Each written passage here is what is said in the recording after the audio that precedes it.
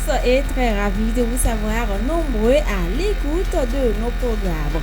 Le monde entier a célébré hier jeudi la journée mondiale du paludisme et l'événement est à sa 17e édition et permet de renouveler les engagements politiques aux investissements dans la lutte anti-paludique. Et en marge de cette célébration, nous avons reçu en interview Dr Orukuku Orukoni. Il sera dans ce 13h.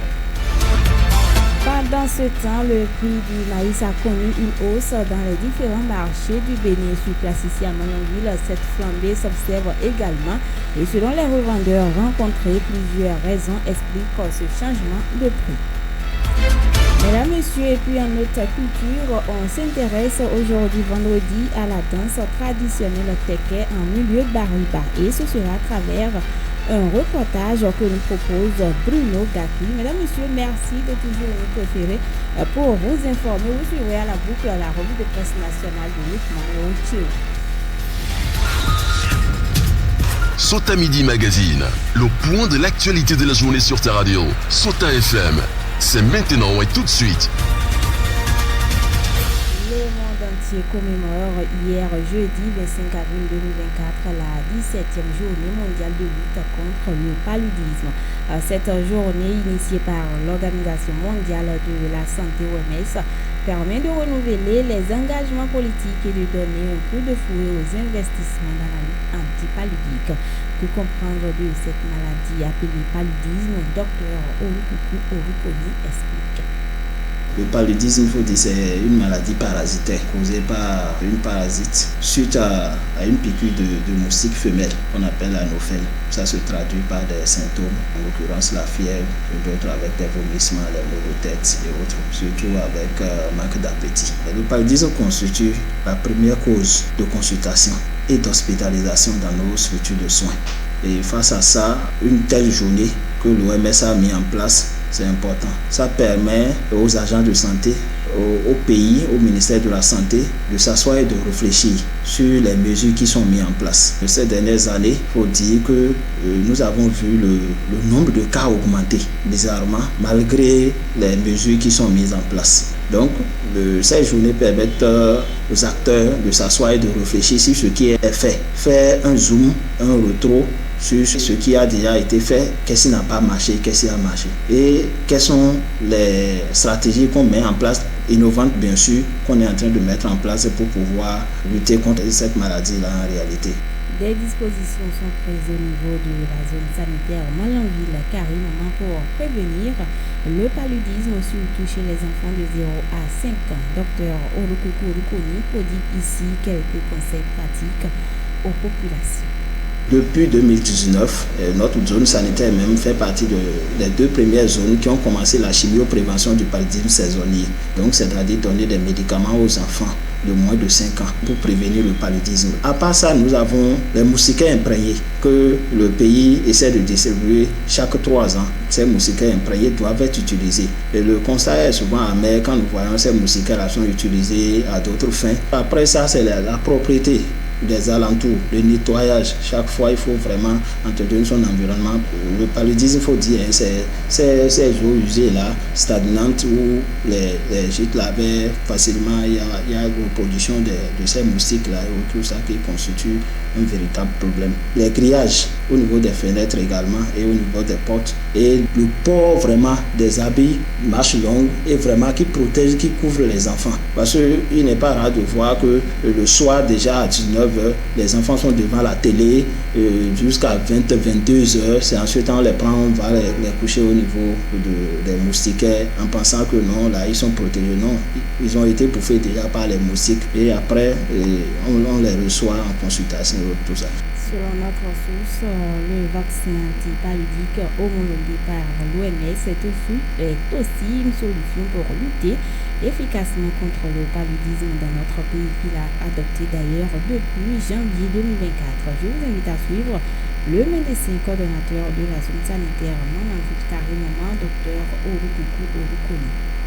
depuis janvier 2024, le 15 janvier, le gouvernement a reçu des vaccins contre le paludisme. L'OMS a homologué ces vaccins-là. Ils sont déjà utilisés dans d'autres pays, donc Sierra Leone, Ghana, et au Cameroun et autres. Ça a montré ses preuves avec une diminution drastique vraiment du nombre de cas de paludisme, du nombre de cas de décès également. Donc le Bénin a opté pour l'utilisation de ces vaccins-là. On a reçu près de 200 000 doses au Bénin. Le ministre de la Santé, Benjamin Bati, fait le lancement officiel de la mise en place de ce vaccin-là dans la vaccination de routine. Donc, le lancement officiel est pour ce jour et nous allons commencer par utiliser les vaccins contre le paludisme. Et c'est 4 doses qu'un enfant doit recevoir déjà à partir de 6 mois. Donc, on donne la première dose. À 7 mois, on donne la deuxième dose. À 9 mois, on donne la troisième dose. Et à 18 mois, on fait le rappel. Et ça protège vraiment les enfants pour une durée de plus de 7 ans. La cible qui est la plus vulnérable, c'est les enfants moins de 5 ans. Et c'est ces enfants aujourd'hui qui bénéficient de ces vaccins-là. De cette actualité, l'amende forfaitaire applicable à la contravention de défaut de port de casque a été revue à la baisse. 5 000 francs, c'est désormais le prix à payer. Ceci à la faveur d'un communiqué du ministre de l'Intérieur et de la Sécurité publique rendu public mercredi 24 avril 2024. Par ailleurs, Alassane Seydou rappelle que la finalité réelle du port de casque est d'éviter les nombreux décès consécutifs au traumatisme crânien dû aux accidents de la circulation. Aussi précise-t-il que le gouvernement compte sur le sens élevé de patriotisme de chacun et de tous pour une circulation publique responsable au Bénin. Vous l'aurez sans doute constaté, le prix du maïs sur le marché a flambé depuis quelques jours au Bénin. Dans la commune de Malanville, le constat est le même et cette hausse du prix de cette céréale se justifie par plusieurs raisons énumérées ici par quelques revendeurs du maïs rencontrés au marché international de Malanville. Le maïs est trop cher parce que depuis là où le maïs quitte là, c'est trop cher depuis là-bas. Donc si on compte les frais de camion pour venir ici à Malanville, c'est ça qui fait que vraiment les sacs sont trop montés là. C'est ça qui fait que le prix a monté beaucoup. Les magasins sont secs parce que les gens n'amènent pas du maïs maintenant. Autant passé là, c'est les gros camions qui amènent les maïs. Maintenant c'est les petits camions qui amènent 10 sacs, 20 sacs. Avant qu'ils viennent, déjà il y a les clients qui vont acheter. Donc c'est pour cela maintenant le maïs est trop cher. Il y a les commerçants qui achètent pour débloquer. Donc une fois que les commerçants ont acheté pour déposer là, les paysans ne peuvent pas amener ça ici. Donc c'est pour cela que maintenant c'est trop cher. Pour le travers là, il y a beaucoup de travail. Parce que quelqu'un qui va venir ici acheter un sac, 2 sacs, 3 sacs pour amener au Niger, il faut payer l'argent de pirogue d'abord. Ici on prend ça pour le fleuve. D'autres prennent à 1500, d'autres disent à 2000. Si tu prends un sac ici à 30 000 et tu vas amener ça vers le pirogue là à 2000, ça fait déjà ça prend 2000. Donc tu vois, c'est pour cela maintenant vraiment on a beaucoup de problèmes. Même Malanville, même si tu veux sac de maïs, c'est grand sac, à partir de 30 000, 30 000, 29 000, 31 000. Quoi, il n'y a pas ça. On prend un véhicule ici pour aller au Niamey, pour acheter ça, pour amener ça ici, pour vendre ça dans les marchés de Malanville. Les gens de Banikwara même qui viennent ici pour acheter ça, pour aller au Banikwara. Depuis année là, on n'a pas vu ça si ce n'est pas cette année. Il faut noter qu'au-delà du maïs, on enregistre depuis peu également la cherté de certains produits vivriers de grande consommation tels que le haricot, le sorgho et bien d'autres. Mesdames et messieurs, on va marquer une courte pause avant de revenir pour la suite de cette édition. Sota Info Midi, le point de l'actualité sur ta radio. Culture, ce vendredi dans cette édition, Bruno Gatli s'intéresse à la danse traditionnelle Teke, une danse qui a une signification particulière pour les bâtons. Je vous invite à suivre le reportage qu'il nous propose.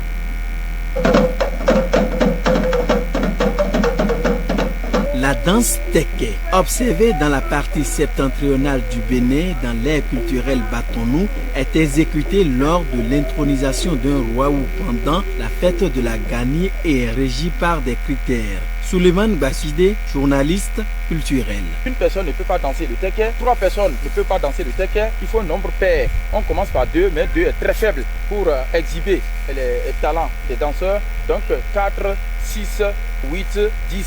Au-delà de 10, c'est un peu trop, le tableau peut être pas trop plaisant.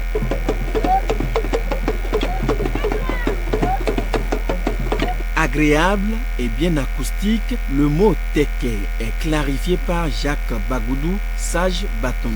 C'est une danse bariba, c'est un mot bariba qui veut dire il faut taper, que ça résonne, que ça donne une certaine cadence. C'est pour cela que quand tu vois plusieurs instruments participent à l'exécution de ce patrimoine culturel. Jacques Bagoudou et Léon Biobanibigou, respectivement sage bâtonnou et historien. Le teka se danse, d'abord on fabrique une certaine chaîne qu'on met au pied, une chaîne des 2 pieds. Quand tu danses en secouant les pieds, ça donne un certain bruit là, n'est-ce pas? Comme une castagnette, ces chaînes là. Voilà, c'est ce qu'on met au pied. Maintenant, tu mets un pantalon bouffant, le pantalon bouffant qui est d'origine peul, qu'on appelle sibi. Au-dessus de sibi là, tu mets les perles que les femmes mettent aux hanches. Alors pour aller danser, donc, comme c'est dans la journée, tu prends les perles de ta femme si tu es danseur de teke. Et il y a une sorte de banderole qu'on tisse et vous mettez ça en bandoulière et tu ceins, n'est-ce pas, à la taille ici avec une petite corde et ça te fait un croisement sur ta poitrine et sur le dos. Et maintenant tu vas mettre un bonnet autour duquel tu vas mettre maintenant un turban parce que c'est la danse réservée surtout au chef. Il y a le bâton, il y a la chanson et quand vous voyez l'accoutrement, c'est généralement le vrai teke de départ, c'est l'accoutrement de femme. Pourquoi la femme, c'est la grâce. Le rôle de la femme reste déterminant lors de cette danse, selon Maman Gogué Abdoulaye, griot et danseur du teke à Parakou. La femme, c'est elle qui tient le gros miroir. Ça signifie que si les danseurs dansent, c'est pour présenter, pour voir ce qu'ils font dedans. Si c'est bon, si c'est pas bon, c'est là qu'ils vont regarder. C'est pour les baribas. Cette danse a connu à la longue une touche particulière et sort de son originalité. Waya, Kaya, Boula. Avant, sur Tekela, il n'avait pas ça. C'est moi-même qui ai amené ça.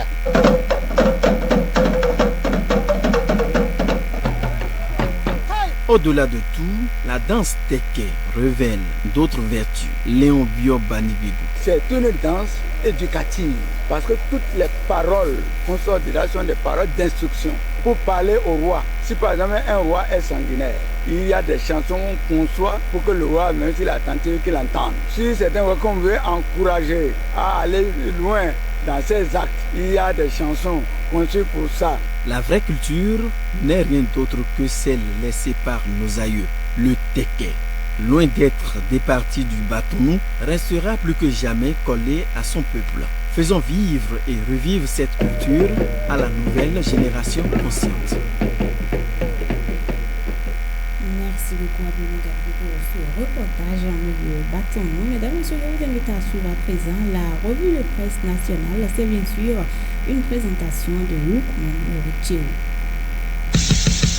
Suivez la revue de presse sur Souta FM.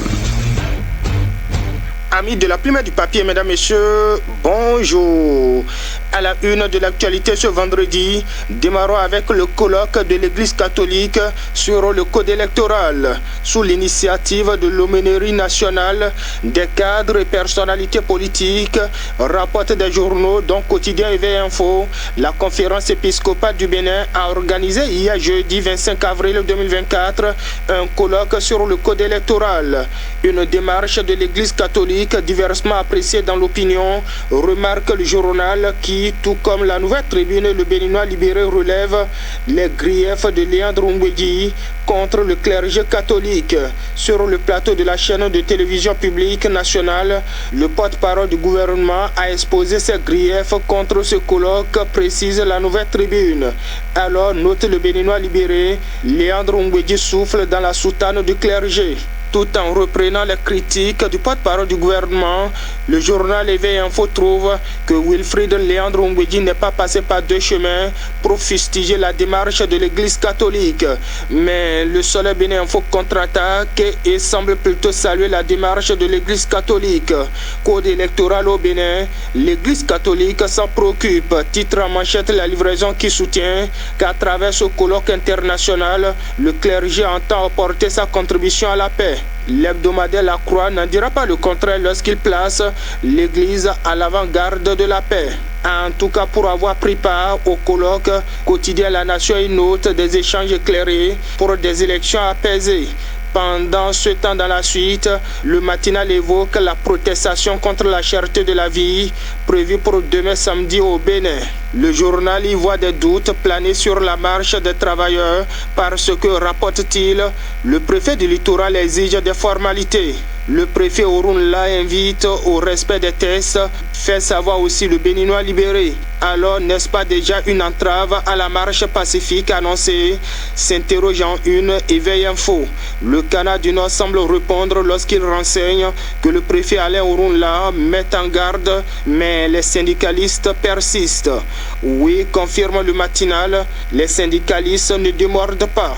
Il confirme la marche contre la cherté de la vie à Cotonou demain samedi. Renchéri quotidien Les 4 vérités qui fait savoir que le préfet Alain Orunla demande aux organisateurs de la marche la nécessité d'une demande d'autorisation et sort un communiqué. Mais ce communiqué est qualifié de ruse par les syndicalistes, relève Les 4 vérités. De toute façon, pas de marche sans autorisation préalable, prévient le préfet, repris par Matin Libre qui entrevoit les populations dans la rue demain.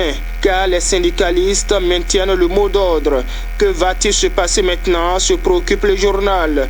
À l'analyse, la Nouvelle Gazette déduit que la marche des centrales et confédérations syndicales est hypothéquée. Le gouvernement négocie, le préfet influence, mais les confédérations syndicales maintiennent la marche. Résume en manchette le Chasseur Info qui détaille en une que la causerie Bénin de Noël Chadare rentre dans la danse. Le secrétaire général de la CGT, Bemouda Chirouba Chabi, annonce l'objectif de 10 000 travailleurs dans les rues.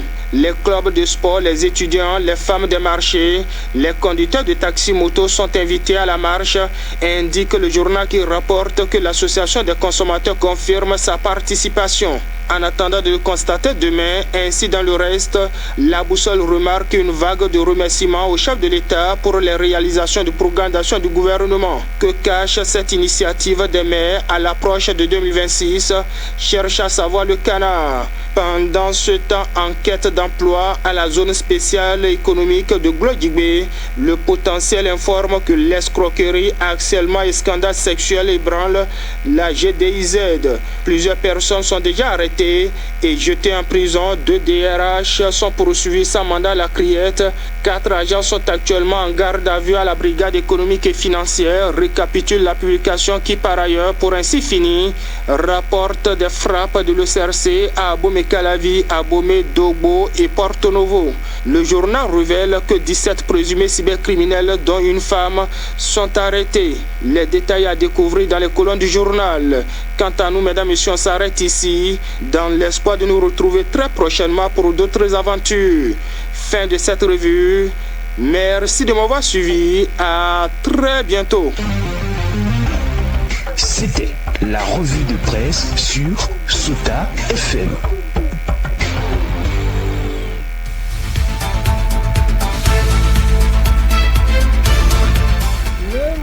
A célébré hier jeudi la journée mondiale du paludisme. L'événement à sa 17e édition et permet de renouveler les engagements politiques aux investissements dans la lutte anti-paludique. Et en hommage de cette célébration, la rédaction de Sota FM a eu en interview Dr Olukuku Olukoli.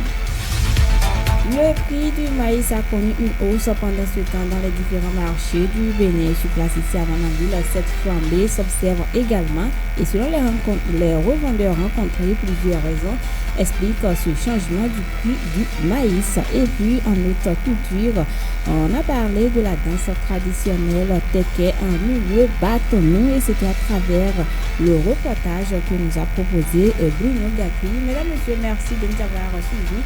J'arrête à pouvoir devant ce micro, Aboubacar Doko, manipulation technique, Yunsa Karine à l'édition. Bon vendredi à chacun et à tous. C'était Sota Midi Magazine, le rendez-vous informatif de la mi-journée sur Sota FM, la radio de l'espoir. Merci pour votre fidélité. Suivez la chronique en français facile sur Sota FM. La chronique en français facile sur Sota FM. Alassane Sani Bio.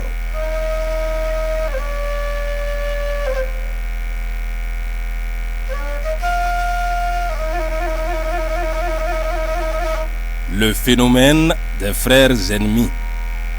Cela ne date pas d'aujourd'hui. C'est depuis la nuit des temps qu'on voit des frères, même père, même mère, ou parfois même père et mère différentes, se détester. Ils sont des fois des ennemis jurés, alors que c'est le même sang qui circule dans leurs veines.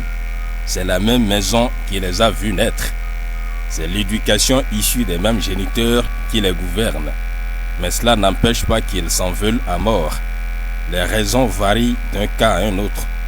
Ce qui est populaire, c'est souvent des raisons matérielles liées surtout aux biens familiaux.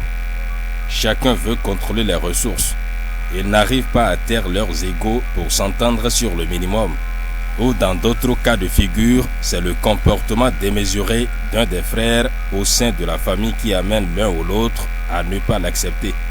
Sinon, au fond, vous ne verrez aucun problème sérieux dès le départ qui les oppose. C'est plutôt le pourrissement de la situation qui développe la haine en chacun d'eux au point où ils n'arrivent plus à se tolérer. Certains sont capables de composer avec l'homme du dehors pour nuire à leur propre frère. Alors que dans ce monde éphémère, on finit toujours par laisser le matériel et partir. Mais avant, vous avez déjà disloqué la famille, parce que même vos enfants ne vont plus se fréquenter, alors qu'ils n'en sont pour rien.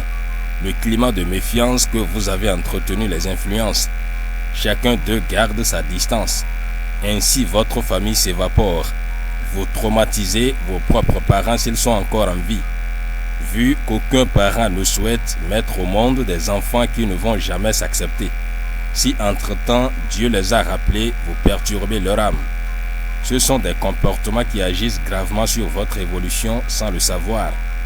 Entre frères, quand vous vous donnez la main dans tout ce que vous faites, il y a toujours la bénédiction qui accompagne. Vous avez pleinement la prospérité. On ignore souvent cette réalité de la vie. Aucune situation au monde ne peut rester sans solution. Il suffit de décider un jour d'oublier le passé pour reprendre une nouvelle vie. Et ennemi d'hier, vous devenez allié de tous les jours. Ce n'est pas impossible. Vous allez croire que jamais ce que l'autre vous a fait est impardonnable. Parce qu'à l'époque, vous avez senti la douleur, peut-être même dramatique pour vous. Le jour où vous décidez de pardonner, vous serez libéré. Si l'être suprême qu'est Dieu pardonne, vous êtes qui pour ne pas pardonner? Le pardon et l'acceptation de l'autre sont des remèdes curatifs du cœur, parce que vous faites la paix avec vous-même. C'est pourquoi dans n'importe quelle situation, soyez toujours le premier à faire profil bas. Ce n'est pas une faiblesse, c'est la marque des grands hommes. Ce n'est pas facile, mais c'est faisable. Et ça n'enlève rien en vous. Il faut toujours écouter le bon côté de votre cœur. Fuyez surtout les amis qui vous poussent à la rébellion. Il y a toujours de ces gens de personnes qui ne vous disent jamais de faire profil bas. Ils vont vouloir que vous entreteniez ce climat de tension entre votre frère et vous. Ce sont des gens qui ne vous aiment pas. Ils s'afficheront quand même comme étant vos protecteurs. Faites attention. Ce n'est pas tous ceux qui vous montrent leurs dents blanches qui vous aiment. Rien ne peut dépasser la famille. Celui qui a la famille autour de lui a tout. Même si vous vous déshabillez aujourd'hui et rentrez dans la brousse, c'est la famille qui va vous récupérer, qui va vous chercher et vous ramener à la maison. Ceux qui vous entouraient ne sont que des profiteurs. Le jour où le malheur frappe à votre porte, vous ne les verrez plus. C'est ça la société humaine. Malheureusement, on n'a pas encore compris et c'est au sein des familles qu'on se détruit. C'est au sein des familles qu'on n'aime pas voir l'évolution d'un membre. Quel égarement! Donc, en toute situation, daignez de protéger les membres de votre famille. Si chacun développe cette attitude en lui, vous verrez le bonheur immense vous couvrira. Ainsi, cette attitude va rejaillir sur la communauté entière et l'humanisme va renaître dans la société. Citoyens de la République, c'est tout pour aujourd'hui. On se reprend très prochainement.